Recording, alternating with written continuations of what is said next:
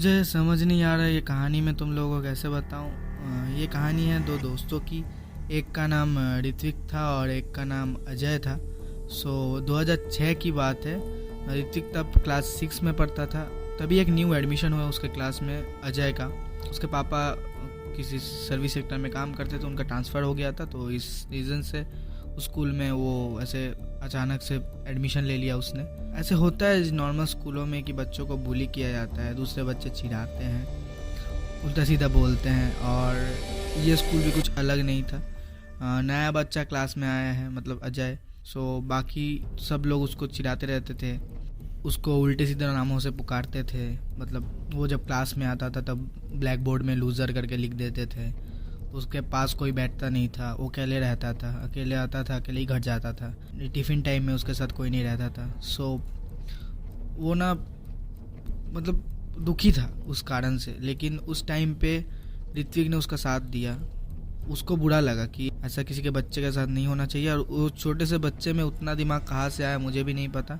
उस छोटे से बच्चे में उतना फीलिंग्स कहाँ से आया मुझे नहीं पता। लेकिन उसने अजय का साथ दिया। जब सारे लोग उसको चिढ़ाते थे तब ऋत्विक जाके अजय के बाजू में खड़ा होता था। ऐसे करके उनकी दोस्ती बढ़ती गई, और जैसे उसको ट्रीट किया जाता था क्लास में, टीचर भी डांट लगाते थे, वैसे ऋत्विक कभी नहीं करता था। वो हर टाइम उसके साथ रहता था, उसको गाइड करता था, उसको बोलता था भाई मैं तेरे साथ हूँ, तू चिंता ना कर। ऐसे करके उनकी दोस्ती बढ़ती गई। शाम को भी वो एक साथ खेलने लगे, घूमने लगे, और सब कुछ सही जा रहा था। लेकिन कुछ होने वाला था जिससे सब कुछ बदलने वाला था। मतलब जनवरी से सितंबर आ गया और टीचर्स डे का प्रोग्राम हुआ स्कूल में। तो उस दिन क्या हुआ, ऋत्विक कुछ काम में बिजी था उधर, उसको कुछ परफॉर्म करना था, इसलिए वो ग्रीन रूम में था और अजय बाहर था। और वो टॉयलेट गया तो वहाँ पे 3-4 क्लास के लड़कों ने उसको पकड़ लिया। वहाँ पे उसको मतलब चिढ़ाने लगे, उल्टा सीधा बोलने लगे, मतलब उसको मार भी दिया उन लोगों ने। और वहाँ पे अजय ना पूरा टूट गया। वो बाथरूम के फ्लोर पे ही बैठ के रोने लगा। और उसके बाद जब ऋत्विक उसको ढूंढते हुए आया, उसको अजय दिखा वहाँ पे रोते हुए, उसने उसको पकड़ा और तभी टीचर्स लोग आए, उन्होंने देखा। लेकिन सब लोगों का कहना था कि हाँ होता ही है बच्चों में, लड़ाई लड़ लिए बच्चे। उन बच्चों को भी डांट लगाई टीचर्स ने, उसको भी डांट लगाई, तुम क्या कर रहे थे इधर। लेकिन वहाँ पे उसकी कोई गलती नहीं थी, और वो ना ऐसे तंग आ गया था। ऋत्विक बोल रहा था भाई कुछ नहीं होता, टेंशन ना ले, उन लोगों को पकड़ेंगे, अभी वो प्रोग्राम हो जाने दे एक बार। लेकिन अजय ने कुछ नहीं बोला, वो चुपचाप रह गया। प्रोग्राम ख़त्म होने के बाद ऋत्विक उसको ढूंढ रहा था, लेकिन अजय उसको बिना बोले ही घर चला गया। और तभी वो सोच रहा कि कहाँ चला गया। उसको ढूंढते ढूंढते वो घर तक पहुँचा उसके। फिर वहाँ पे ना उसकी मम्मी ने बोला कि उसकी तबीयत ख़राब है तो नहीं मिल पाएगा। तो ठीक है, ऋत्विक घर चला गया। फिर एक हफ़्ता निकल गया, अजय अभी भी स्कूल नहीं आया। फिर उसको टेंशन होने लगी, एक हफ्ते तक अजय स्कूल नहीं आया। वो सोच रहा था क्या हो गया, और उस ज़माने में फ़ोन्स भी नहीं हुआ करते थे कि फ़ोन लगा के पूछ लो। तो उसने क्या किया, स्कूल की छुट्टी होने के बाद शाम को ऋत्विक उसके घर के सामने गया तो देखा कि अजय उसके मम्मी पापा के साथ कार में बैठ के कहीं जा रहा है। अजय ने ऋत्विक को देखा और अजय ऋत्विक के पास गया। फिर अजय ने बोला कि शायद इस जगह को मैं पसंद नहीं हूँ, इसलिए पापा ने ट्रांसफ़र ले लिया और अभी हम लोग दूसरे शहर में जा रहे हैं, वहाँ पे नया स्कूल में जाऊँगा। तो ऋत्विक ने बोला भाई मेरा क्या होगा, वो भी तो मेरा इकलौता दोस्त है, मेरा क्या होगा।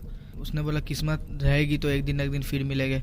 जो इन लोगों ने मेरे साथ किया, जो इन लोगों ने तेरे साथ किया, और अभी शायद सिचुएशन ऐसा है कि हम लोगों को दूर जाना पड़ रहा है। हमारी दोस्ती यहाँ तक ही थी, लेकिन मुझे विश्वास है कि एक दिन कहानी ज़रूर फिर से इस मोड़ पे आएगी और हम दोनों फिर से एक साथ दोस्त होंगे। हमारी जो दोस्ती की कहानी है एक दिन पूरी दुनिया सुनेगी, जो तूने मेरे लिए किया है, जो हमने सहा है और जो इन लोगों ने हम लोगों के साथ किया है। मैं तुझे प्रॉमिस करता हूँ एक दिन पूरी दुनिया सुनेगी उसको। मैं ऐसा कुछ करूँगा, ये तुझे वादा रहा मेरा। इसके बाद बहुत साल बीत गए। ऋत्विक भी उसने अपना स्कूल कंप्लीट किया, उसने एक अच्छे कॉलेज से इंजीनियरिंग की। उसके बाद एक आईटी सेक्टर में उसको जॉब मिल गया। नॉर्मल जैसा लाइफ होता है, 9 to 5 जॉब करो, फिर दोस्तों के साथ घूमो फिरो। और कुछ महीनों में ऋत्विक की शादी भी थी और वो खुश था बहुत ज़्यादा। सब कुछ सही जा रहा है उसके लाइफ में, नौकरी मिल चुकी है, शादी होने वाली है। लेकिन उसको पता नहीं था कि पास्ट की कोई चीज़ कैसे घूम के हमारी ज़िंदगी में फिर से आती है और मतलब सब कुछ बदल के रख देती है। वो पास्ट के सब चीज़ों के बारे में भूल भी चुका था। एक दिन फ्राइडे था और घड़ी में करीबन 4:32 हुए थे और वो अपने ऑफिस में रेगुलर काम कर रहा था। पियोन आया, उसको बोला कि सर ये लिफाफा कोई छोड़ के आ गया आपके लिए। तो उसने सोचा उसके लिए कौन लिफाफा छोड़ के जाएगा, वो भी 2020 में, कौन देता है ऐसे। वो थोड़ा सोच में पड़ गया। तो उसने लिफाफा खोला तो उसमें कुछ नहीं था, एक चिट्ठी भी नहीं थी, बस एक सीडी थी।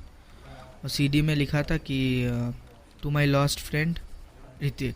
तो उससे पहले याद नहीं आया कि क्या है, कौन है। तो फिर उसने मतलब जो सीडी का कवर था उसके ऊपर नाम पढ़ा तो अजय का नाम लिखा हुआ था।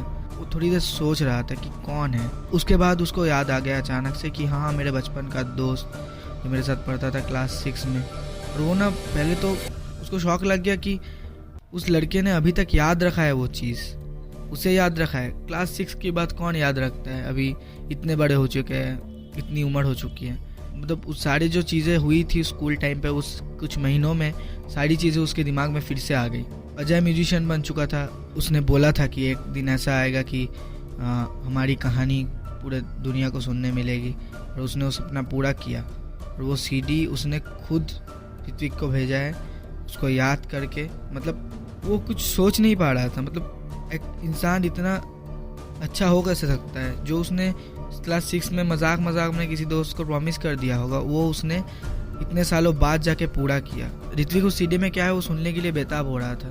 28 मिनट बाकी थे वो ऑफिस ख़त्म होने में, फिर भी उसको मतलब वो 28 मिनट भी वो वेट नहीं कर पा रहा था। तो उसने मतलब ऑफिस वहाँ पे ही छोड़ दिया। उसने सीडी उठाई, भाग के नीचे गया, उसने टैक्सी बुलाई, टैक्सी में बैठा और उसके हाथ पांव कांपने लगे कि क्या हो सकता है, क्या बोला है उसने।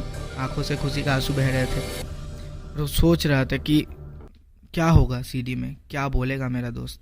वो घर पहुंचा, उसने जूते भी नहीं उतारे, उसने अपना बैग सोफा में फेंका, उसने रूम का दरवाज़ा बंद कर दिया, उसने लैपटॉप निकाला, सीडी पुट किया और बस प्ले करने के मोमेंट पे रुक गया। मतलब एक इंसान की पास्ट की चीज़ ऐसे इंसान को अचानक से दिखती है ना, जिसके बारे में भूल भी चुका है, तो इंसान ना कुछ सोच नहीं पाता।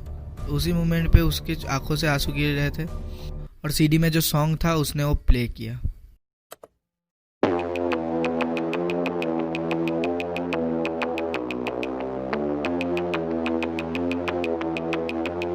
तो कैसे हैं आप लोग? एक कहानी है जो सबको सुनानी है, जलने वालों की तो रूह भी जलानी है। एक कहानी है जो सबको सुनानी है, इनकी भूख भी तो मैंने ही मिटानी है। और इसको सुनते सुनते ऋत्विक मन ही मन में सोचने लगा, अब मेरा दोस्त अपना सपना पूरा करने वाला है, अपना प्रॉमिस पूरा करने वाला है, अपनी कहानी सबको बताएगा। एक कहानी है जो सबको सुनानी है, जलने वालों की तो रूह भी जलानी है। एक कहानी है जो सबको सुनानी है, इनकी भूख भी तो मैंने ही मिटानी है। 2000 years later. एक कहानी है जो सबको सुनानी है, जलने वालों की तो रूह भी जलानी है। एक कहानी है जो सबको सुनानी है, इनकी भूख भी तो मैंने ही मिटानी है। कहानी कहाँ है मादर जा। मैंने दुनिया देखी है, ये साली सुंदर नहीं है, जैसे हालात हैं हम साले बंदर सही थे। When I see you bro, आप घूंघट के अंदर चाहिए। मैं कोई लहर नहीं हूँ, मुझको समंदर कहिए। मेरा कट ठीक ठाक में बदली सांस में, सबकी सांस में हर आवाज है शारिंग। आंखों में सांसें भारी पेन से होते हाथ में, एक ही पंच काफी है, तुम सब मेरे जीनो call me sensei. They wanted me to be little soft, इस चक्कर में 2 दिल कैंसिल।